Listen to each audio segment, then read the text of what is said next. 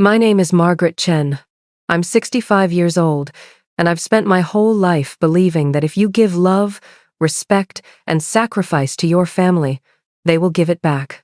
But last Sunday, as I sat at my son's dining table, I finally understood how wrong I was.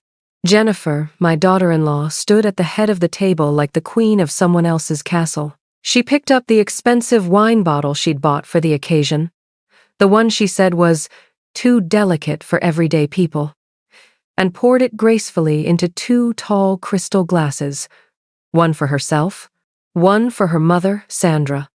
They clinked their glasses like two women celebrating a victory.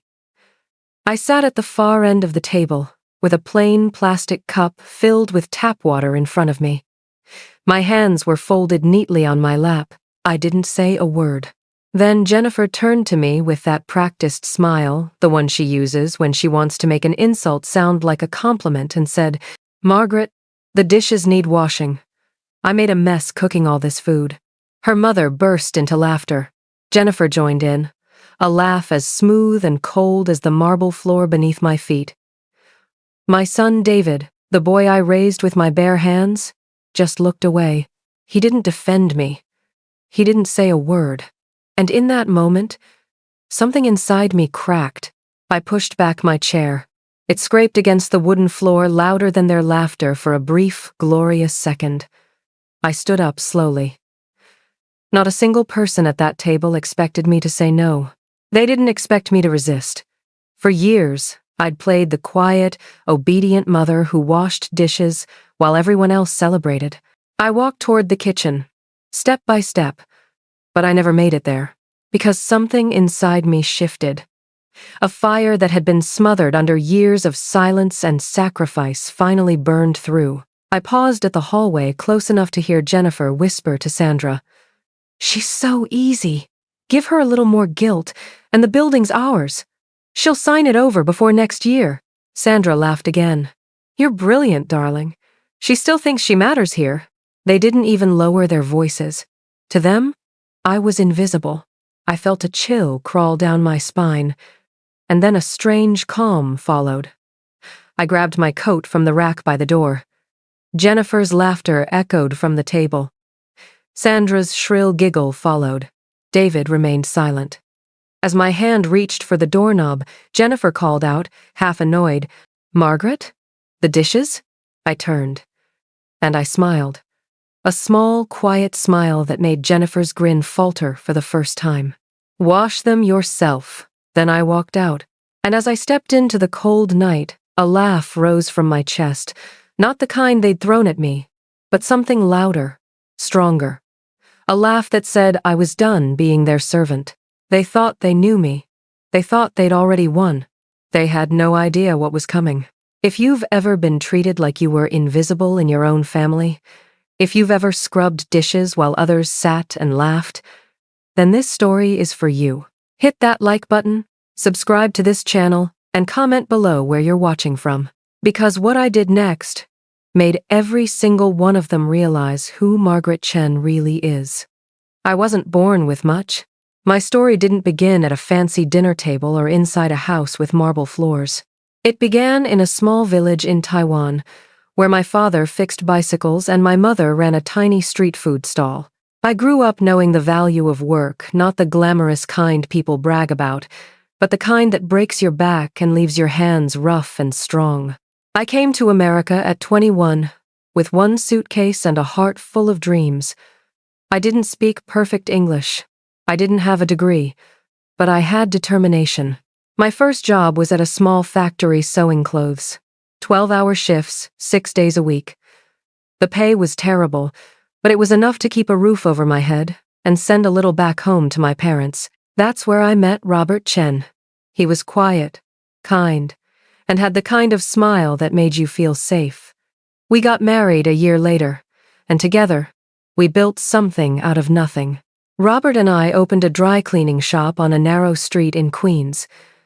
It wasn't much at first, a single machine, a rented space, and long nights spent washing and pressing clothes for people who barely noticed us. But slowly, brick by brick, dollar by dollar, it grew.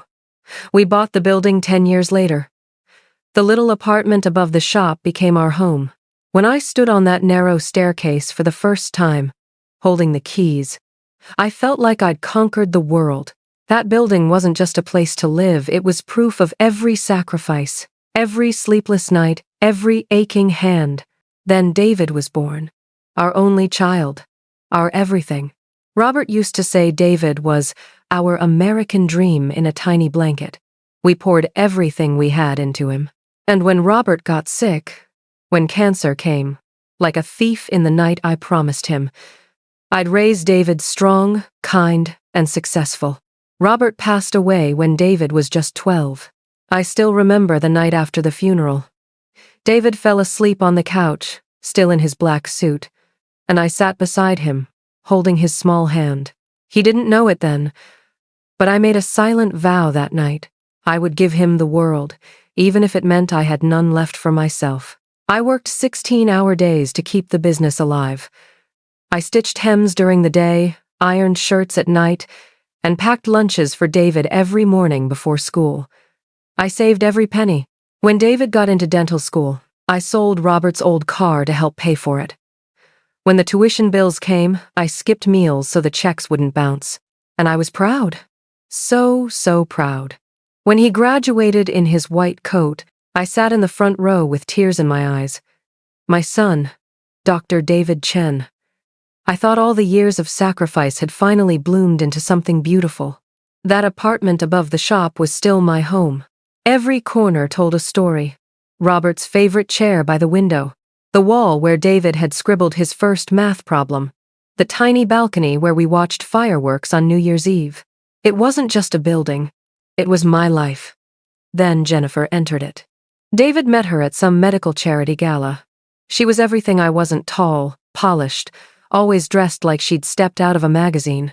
Her family came from money, old money, the kind that looks down on people like me even as they smile to your face. The first time I met her, she shook my hand delicately, like she was afraid of touching the calluses on my palms. She smiled, but her eyes scanned my little apartment like it was a museum of everything she didn't want. Such a quaint place, she said. Very ethnic. I should have recognized it then. The way people like her speak sugar and spit poison at the same time.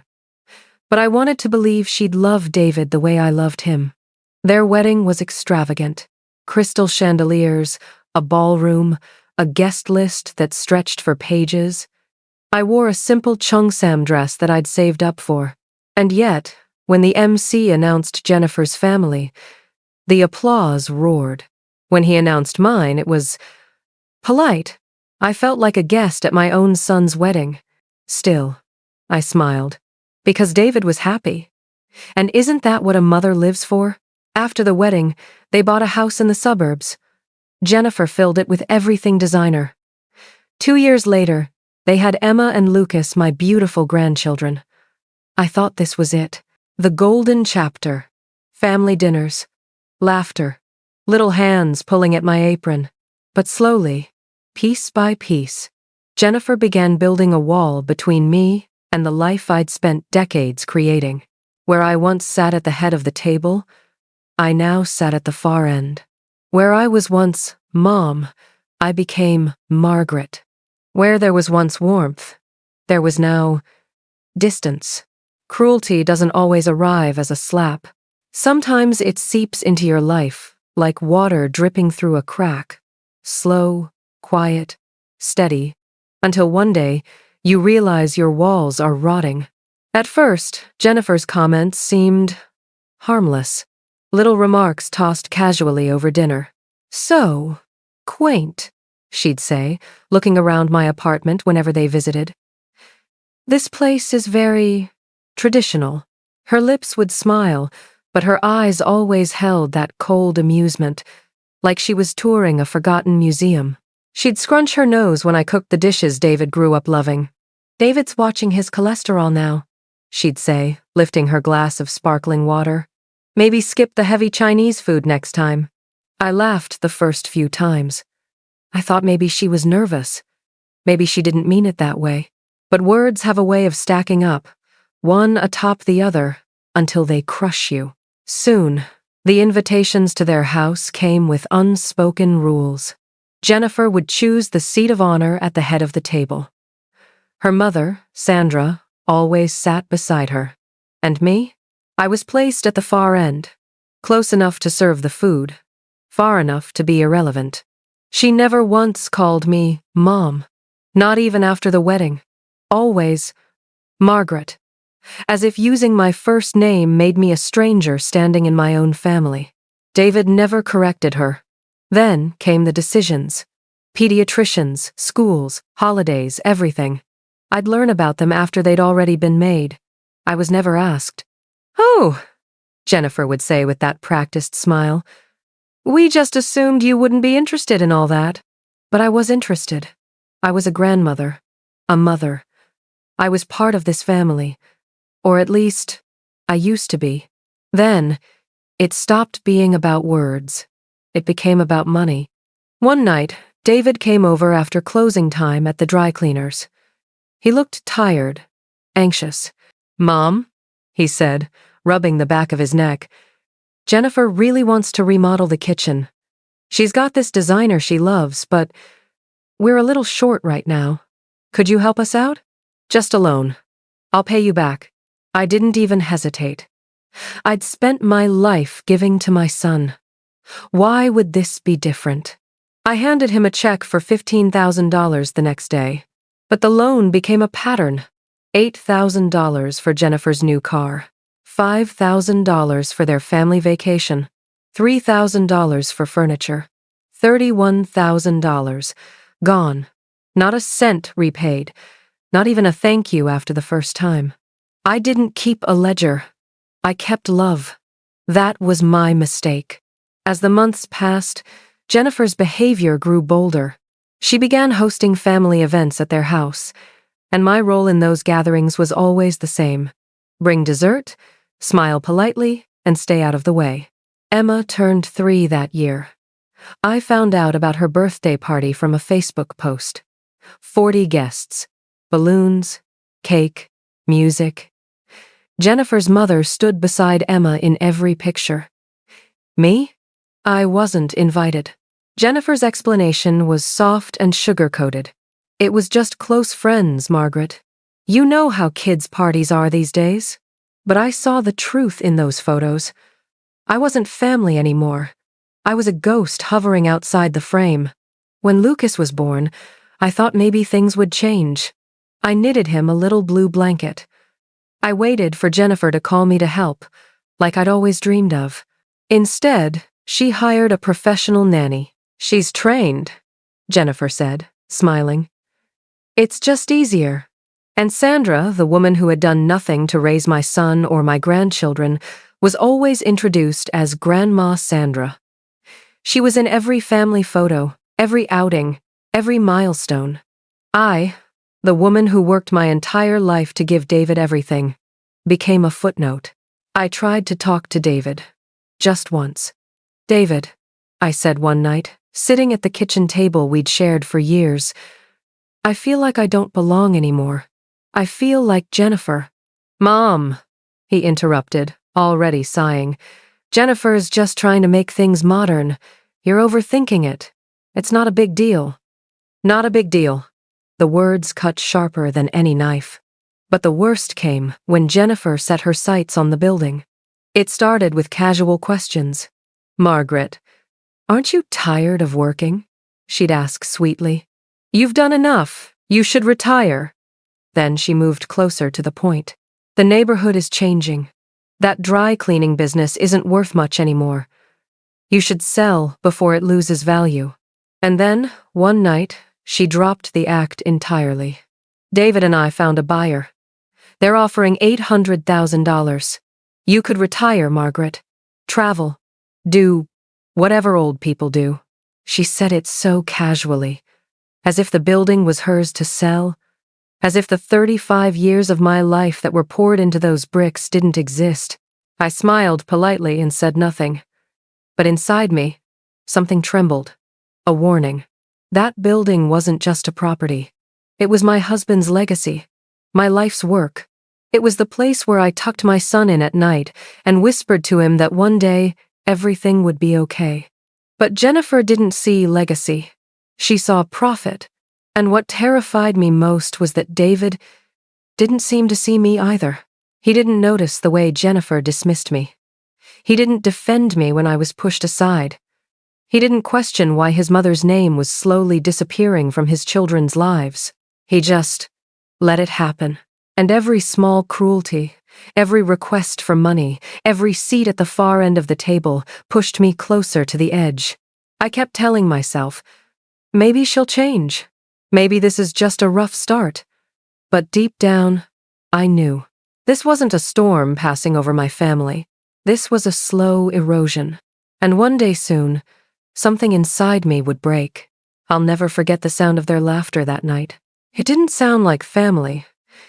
It sounded like a verdict being handed down. The Sunday family dinner was Jennifer's idea. She said it would be special, a warm gathering where we could all talk about the future.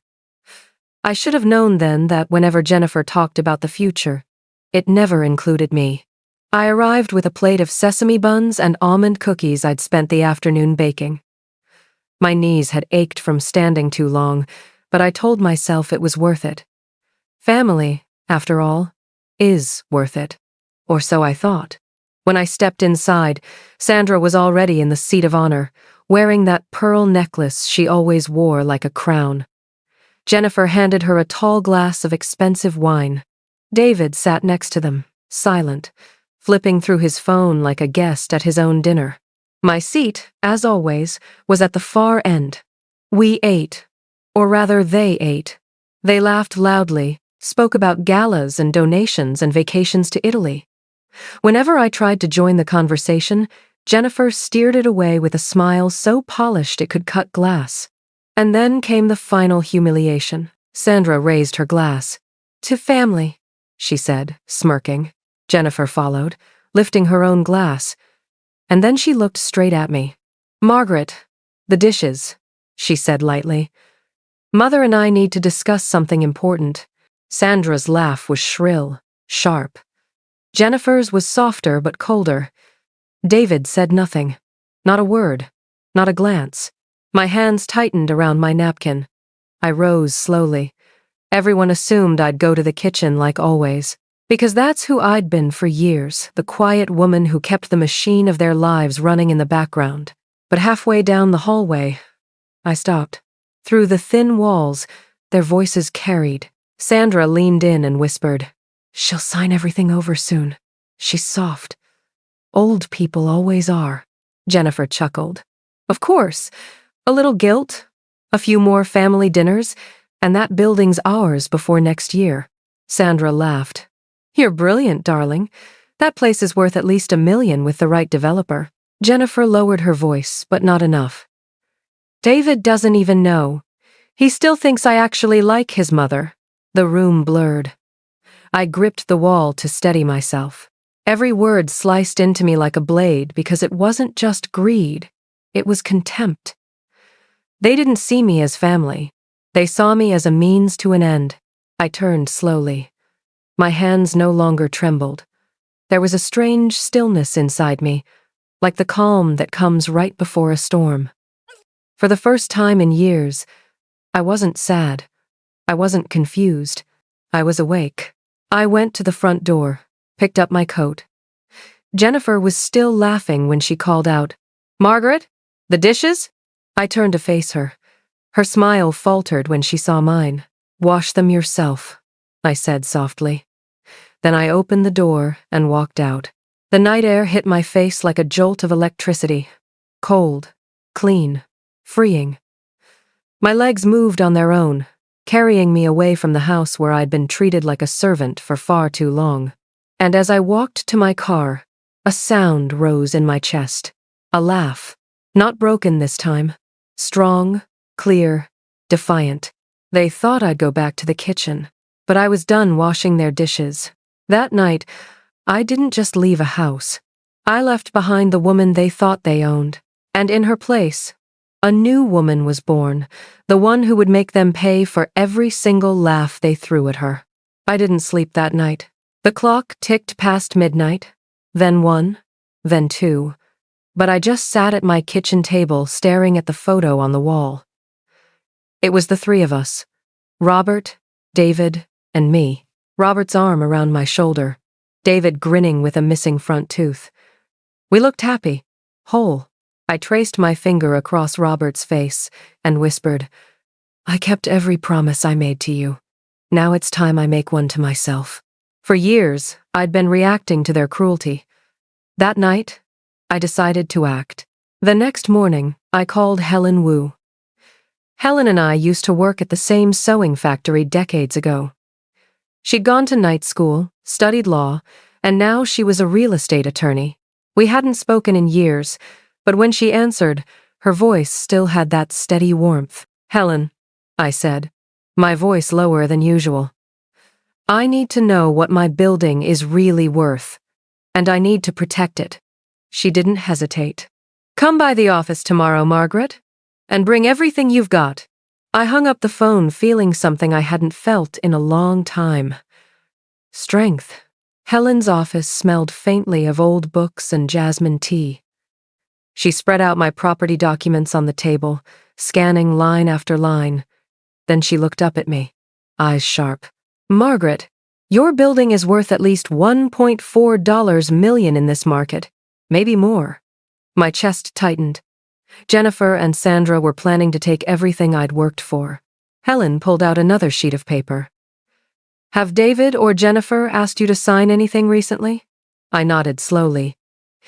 "David brought some papers last month, said it was for tax purposes. I almost signed, but something told me to wait."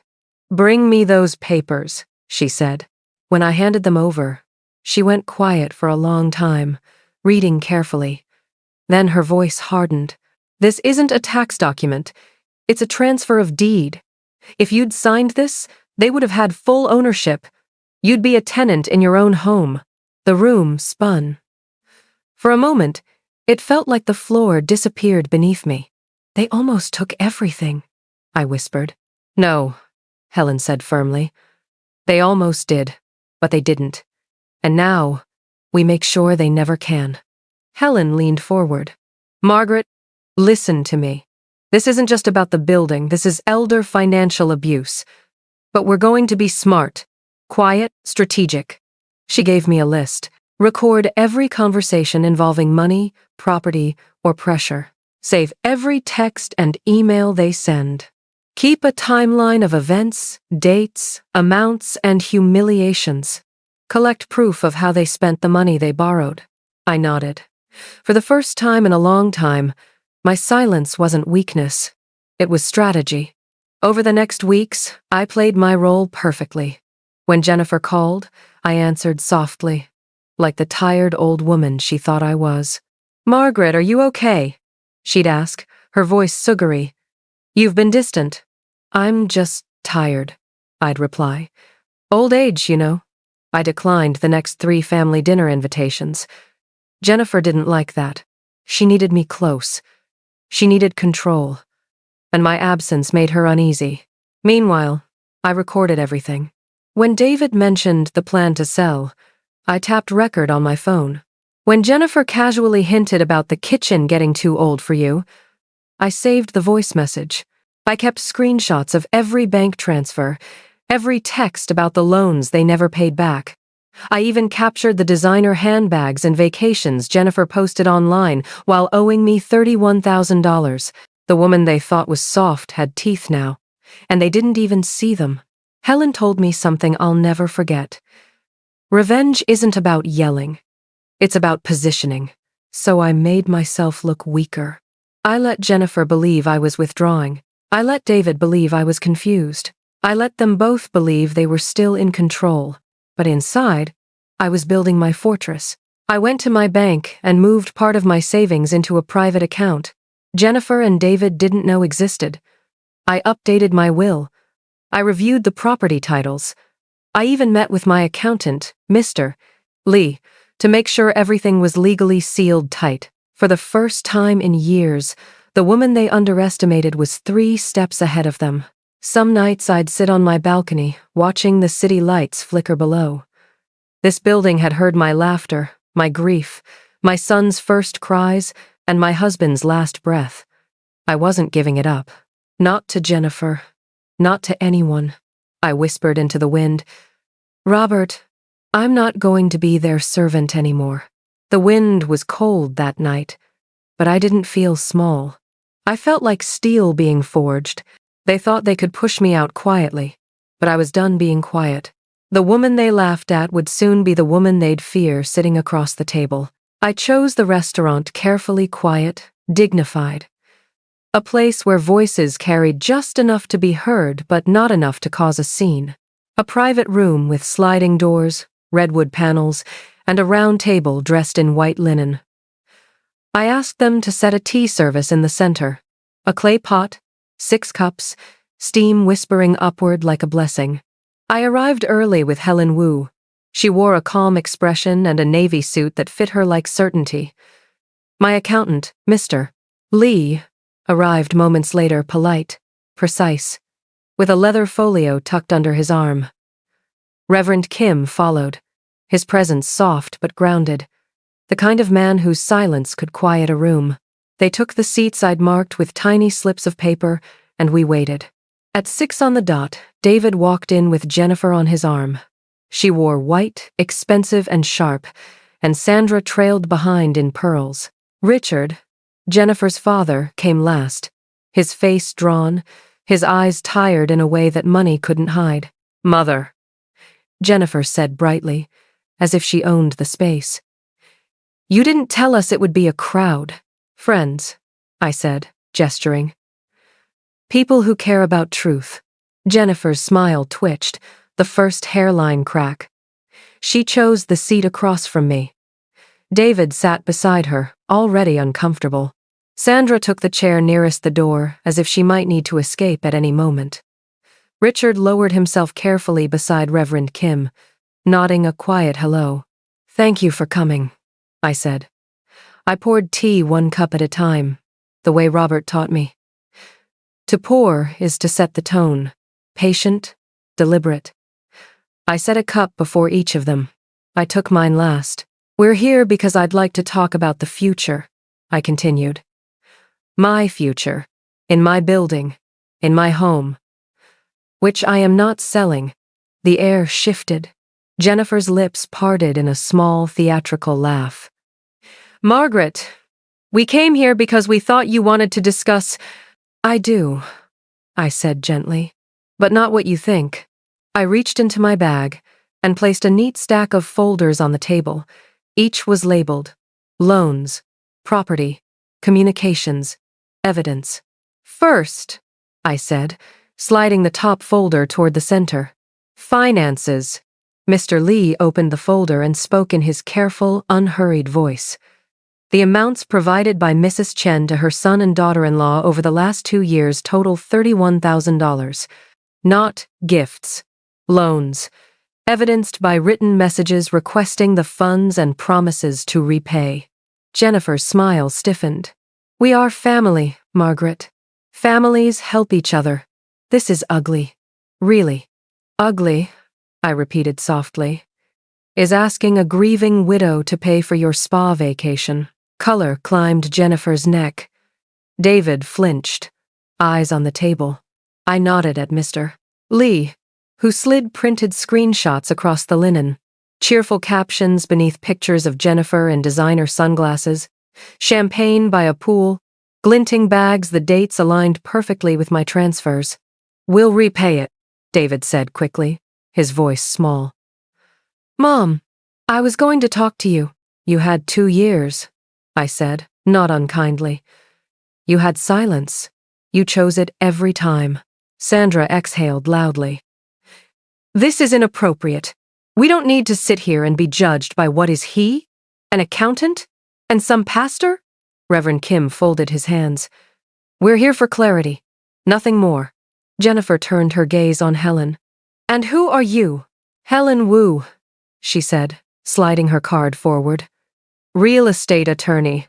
I represent Margaret's interests." Jennifer laughed, then a brittle sound. "An attorney? For what?" "For this," I said, placing the second folder on the table. Property. Helen opened it, revealing appraisals, comps, a market analysis.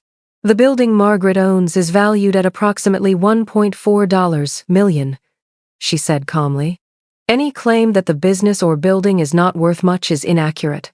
Further, last month, David presented documents to Margaret under the pretext of tax optimization. Those documents were a deed transfer. Signing would have relinquished her ownership. Jennifer's expression flickered. This is absurd.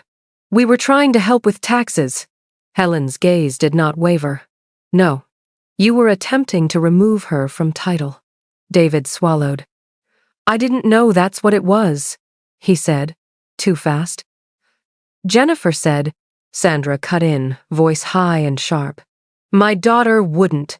Please, I said, and the room went quiet. Let's not pretend. I lifted my phone and, with a steady thumb, tapped play. The recording was clear, the gift of thin walls and arrogance. She's so easy. Give her a little more guilt, and the building's ours. She'll sign it over before next year. Sandra's unmistakable laugh followed. That place is worth at least $1 million with the right developer. Then Jennifer's voice, lowered but not enough. David doesn't even know. He thinks I actually like his mother. The sound ended. The silence that followed was heavier than stone. David's face drained of color. His hands shook on the table. Jen, he whispered. Tell me you didn't. This is illegal, Jennifer snapped, grabbing at anything left. You can't record people without consent. In this state, Helen replied, unruffled. One-party consent is legal. Margaret was within her rights.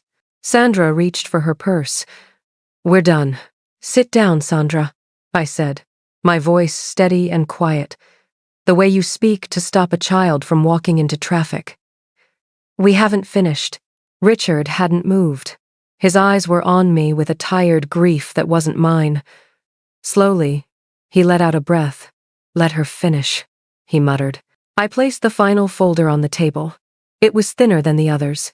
Inside were 3 documents and 4 addressed envelopes. This, I said, sliding the first document toward David, is a promissory note for $31,000, payable at $1,000 a month. If you miss a payment, reasonable interest accrues.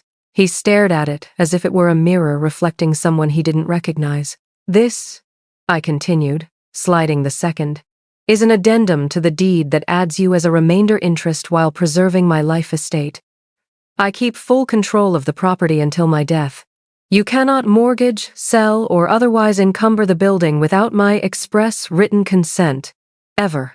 And this, Helen added, tapping the third, is a mutual no-contact and no solicitation agreement. No more requests for money, property, or favors. Contact will be initiated by Margaret, not demanded of her. Jennifer's mouth worked. No sound came out. I rested my fingers on the envelopes. Their paper made a soft whisper. And these are letters.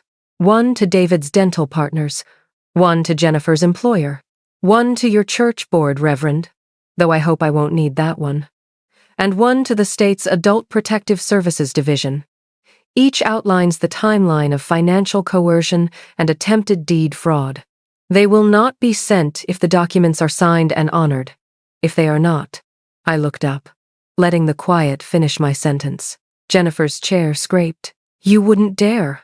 I dared to outlive poverty, I said.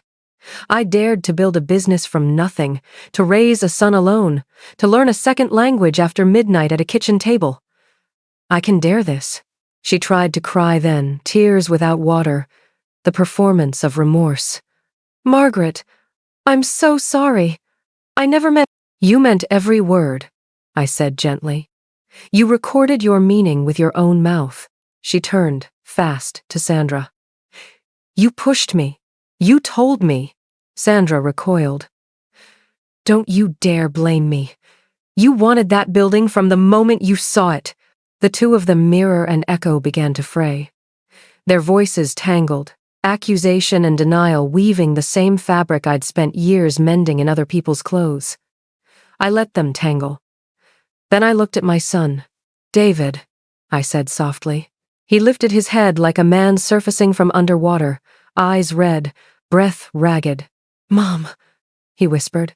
I didn't know I should have. Yes, I said. You should have. He closed his eyes. When he opened them, the doctor was gone and the boy I raised sat in his place.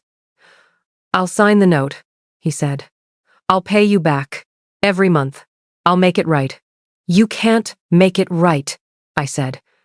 But you can be honest. You can be better. Start there. Helen slid a pen across the table. Hands shaking, David signed. Mr. Lee witnessed and dated. Reverend Kim added his name where a witness line requested it. The pastor's neat script like a blessing.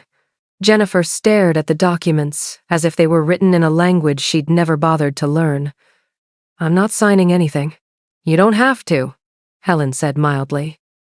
You're not a party to the deed or the note, but you are a party to the no solicitation agreement. Declining to sign it simply means we proceed with the letters. Your employer can decide what kind of representative you are. Richard's voice surprised everyone with its weight. Sign it, Jennifer. She turned on him. You're taking her side? I'm taking the side of decency, he said, his jaw tight. The side I should have stood on a long time ago. Her hand hovered over the pen. The room held its breath. Then, with a bitter exhale, she scratched her name where Helen indicated. The signature looked like a fight she'd lost. I folded the letters and returned them to my bag. Now, I said, pouring the last of the tea into my cup, there will be boundaries. Contact will be limited. Payments will be made. And if any line is crossed, I touched the bag lightly. We will revisit the letters. Jennifer pushed back her chair and stood. This isn't over. For you, I said, it may not be. For me, it is. Sandra followed, pearls clacking like teeth. The door slid shut behind them, the sound neat and final. Richard remained seated. He looked at me for a long time. Shame and sorrow braided across his face. I'm sorry, he said quietly. I should have seen. I should have stopped it. I nodded once. It's not yours to carry. But thank you for setting it down. David's shoulders shook. He covered his eyes with his hand. Mom, how did I become this person? You forgot where you came from, I said. But remembering is a choice. He nodded, small and broken. I'll try. I will. Good, I said. Trying is the first payment. The money comes after. We sat a while with the empty cups between us. The steam had faded, but the warmth remained low, steady, real. When we finally rose, I touched the back of the chair where Robert would have sat if the world were kinder. Outside the private room, the restaurant hummed on soft chatter, the clink of porcelain, the ordinary music of people who had not just redrawn the map of their lives. I breathed in the scent of jasmine and broth, and something like relief. I hadn't raised my voice. I hadn't begged. I had simply told the truth and set the terms. And that, I realized as we stepped into the corridor, was the sound that had replaced my laughter. The quiet authority of a woman who would never again be sent to the kitchen. The confrontation at the restaurant wasn't the end. It was the line in the sand. 2 days later, Helen and I sat in her office finalizing every legal thread we'd woven together at that table. She reviewed each page of the signed documents with the same precision she'd shown that night. Steady, controlled, relentless. This isn't just closure, she told me. This is armor. The promissory note David signed was filed, notarized, and entered into a repayment schedule with automatic monthly reminders. There would be no forgetting, no excuses, no soft edges left to exploit. The deed addendum with my life estate clause was recorded at the county clerk's office. That meant, on paper and in law, no one could sell, mortgage, or touch my building without my explicit consent, not even David. I wasn't just protecting a property, I was protecting everything my hands had built. Helen also placed a legal freeze on any attempt to transfer ownership of my business. Any contract tied to my property now required my personal notarized signature, no proxies, no tricks. Jennifer can scheme all she wants, Helen said, sliding the final stamped copy toward me. But this time, it will bounce back to her like a wall of steel. For the first time in a long while, I exhaled fully. I'd spent years feeling like everything I'd built could be taken away with a smile and a signature. Now, it was mine again, ironclad, delivering the ultimatum. A formal letter went out to Jennifer, drafted by Helen, signed by me. Calm, professional, final. It laid out every term in black and white. Full repayment of $31,000 by David over the next 31 months. A strict no solicitation clause. No more requests, no manipulation. No right to my home, business, or estate. Contact only if I initiate it. Any violation would result in immediate delivery of the prepared letters to her employer, David's partners, and state authorities. She didn't respond directly. Instead, 2 days later, David called. "She's furious, Mom," he said quietly. "She thinks you're trying to destroy us." "No," I answered softly. "I'm just done letting you destroy me." There was no shouting, no begging. Only silence on the line. The silence of someone realizing the world was shifting beneath their feet. In the weeks that followed, Jennifer tried to claw her way back into control. First came the fake apologies. Carefully worded texts. All sugar and no substance. Then the guilt trips. "We're family. Families don't sue each other." Then the anger. "You're ruining David's life." I didn't reply. I didn't need to. My lawyer and my paperwork spoke louder than I ever could. When she called the house one evening, I let the answering machine pick up. Her voice cracked between rage and panic. "You're making a mistake, Margaret. You'll regret this." But I didn't.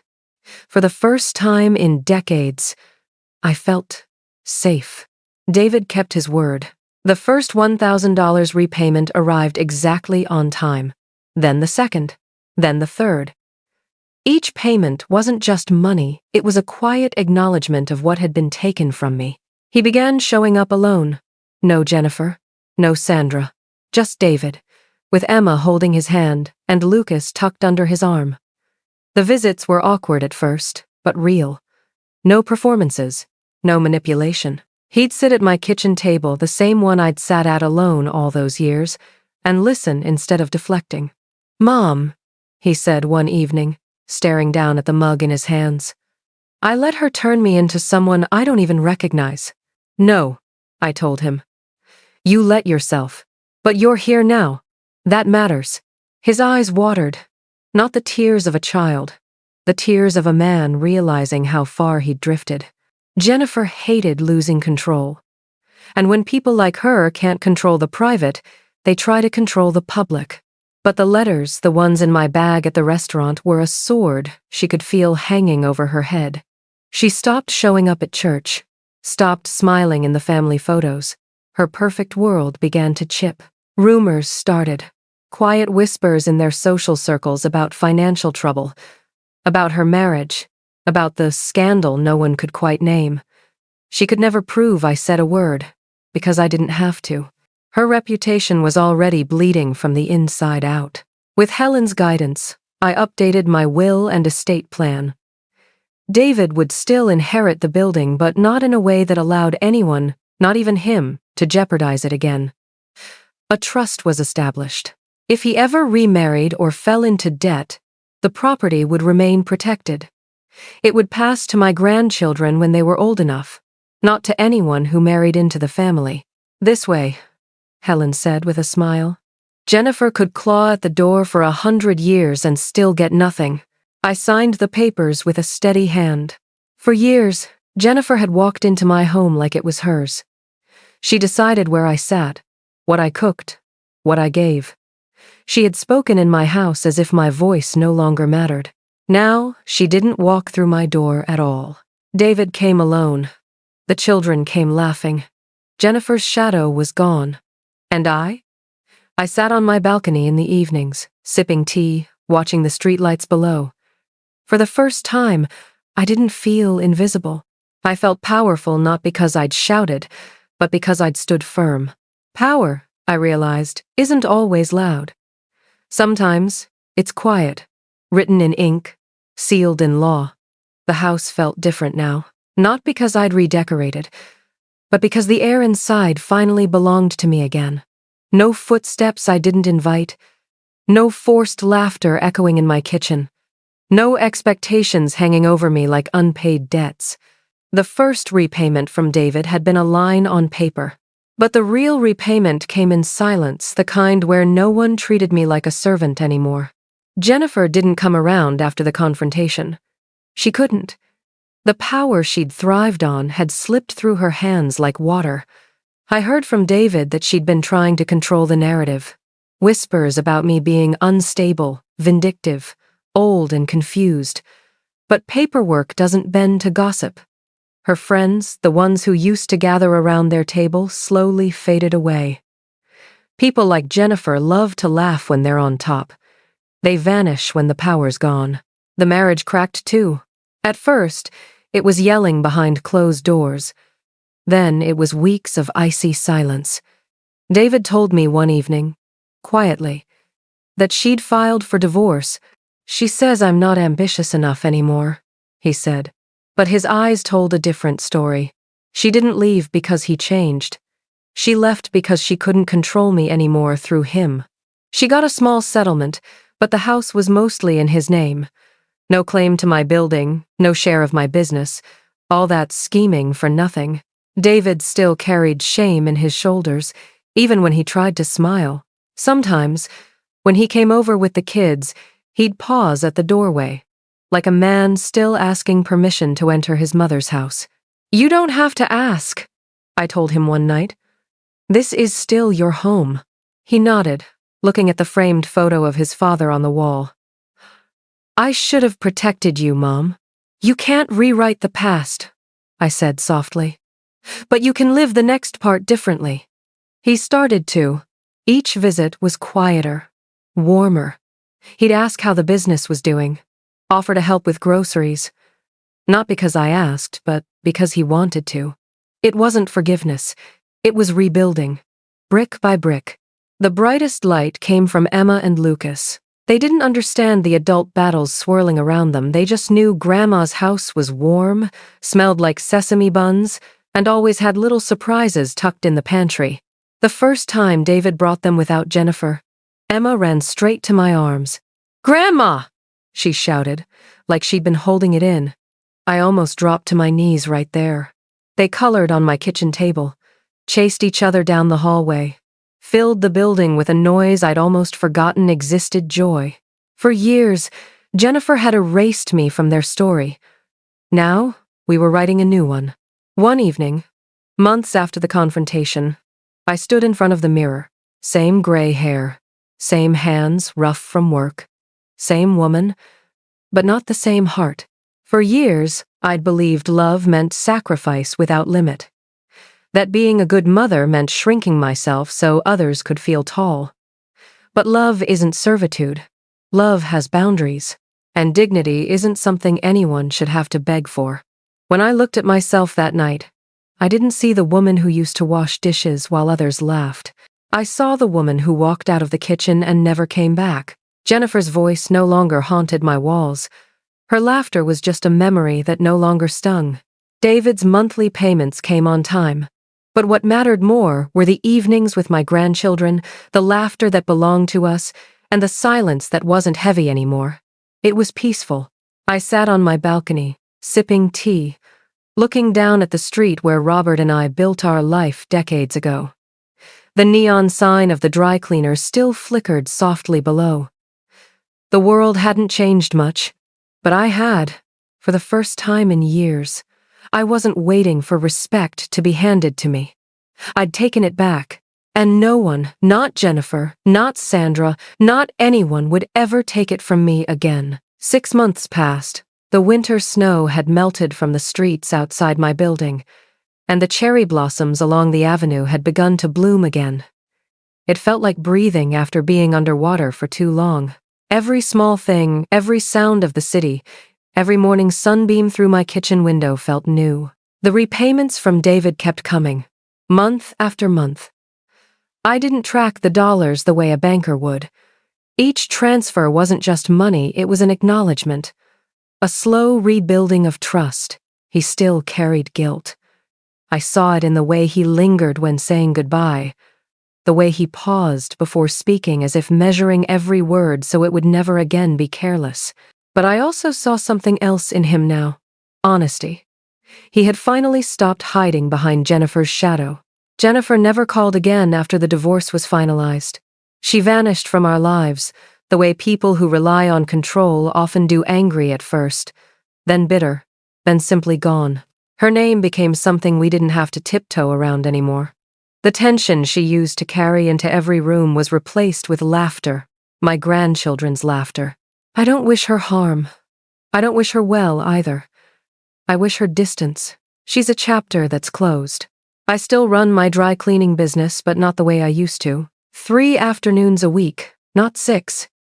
I hired May, a kind woman from the neighborhood, to help with the heavy lifting. I don't stand behind that counter until my legs ache anymore. I sit by the window sometimes, watching the street, the customers, the life I built. On weekends, I take Tai Chi classes at the community center. There's a soft rhythm in moving your body with others who carry their own histories, people who've loved, lost, fought, and kept going. I've made friends there, people who know how to laugh without cruelty. For the first time in a long time, my life isn't just about surviving. It's about living. David visits more often now, not out of obligation, but choice. He brings Emma and Lucas almost every Sunday. We eat dumplings at the kitchen table. I teach Emma how to fold wontons, and Lucas bangs his little fists on the counter like it's a drum. David doesn't talk much about Jennifer anymore. I think some wounds need silence to heal. But he listens more, and when he looks at me, I see the boy I raised finally back. Family looks different now. Smaller, quieter, but real. I once thought strength meant keeping the peace at any cost. Now I know strength can also be walking away, drawing the line, refusing to be erased. When I walk through my building, I no longer feel like a guest. I feel like its heart, its protector. And when I look in the mirror now, I see the woman who chose herself, not out of selfishness, out of survival, out of dignity.